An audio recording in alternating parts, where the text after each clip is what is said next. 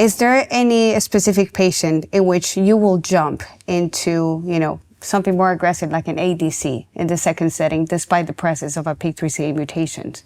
And if that's the case, how do you make that decision? Yes, in fact, actually last week I had a patient like that. So she had about 5 positive lymph nodes a year or 2 years ago, had all adequate treatment, anthracycline-based chemotherapy, radiation. And this was on Verzenio, that she had a progression.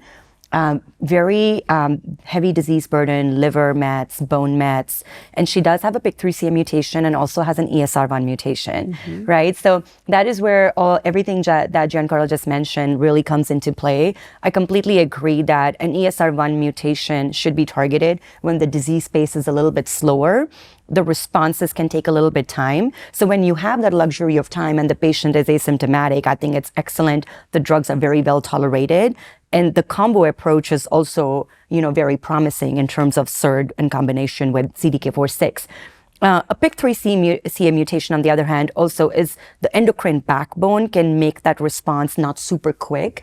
And in a patient like this, where there's an impending visceral crisis, they're getting symptomatic by the week, tumor markers are through the roof, I generally don't feel very comfortable, gambling with the side effects with the PIK3CA as well. So in a patient like that, I did start her on T-DXd this week, pretty much. So this is her first dose, and I'm keeping my fingers crossed that really helps with like the cytoreduction, the symptoms. And we don't know how these tumors will behave after Enhertu. We were just having an off-camera discussion that the tumor biology changes with each drug we use. Right. The tumors pre-CDK4/6 era, we used to love fulvestrant. Everybody would have a great response.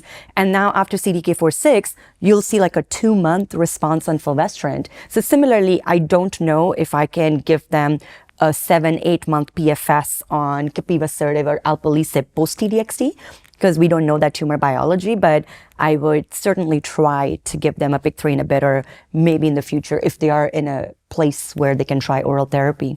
And I think the key concept there is the time to response, right? So when you see that the patient is crashing and burning in front of you, they're going into visceral crisis, lymphangitic spread, clearly highly symptomatic, or brain metastases, then on those patients, I don't play games, because your next shot is going to be your best shot. Right. And if they're HER2 low or ultra low, they clearly meet criteria for Destiny Breast 06. I just go with trastuzumab deruxtecan, right? So that is second to none, significantly better than chemo. We know that. On all the others, yes, you need to kind of think of this about sequencing, preserving quality of life, and delaying the need for chemotherapy in order to improve quality of life for the patient. So obviously those cases, thankfully, they're not very common. And when we have those patients, we already kind of know that the endocrine pathway is done, and they're behaving very differently, like, patients that have endocrine sensitivity.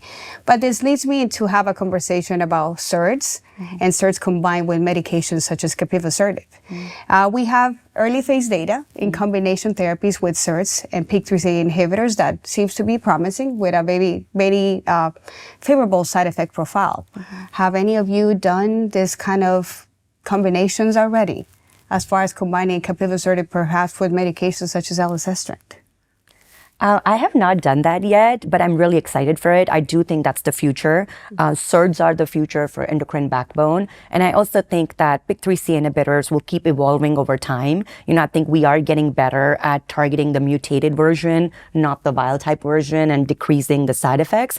So I think the newer generations combined with the SERDs is the future, but I have not personally done it yet. Yeah, no, only on a trial. I mean, we have data for phase 1. I think that I agree. The beating a phase 1 is mostly focused on safety and tolerability.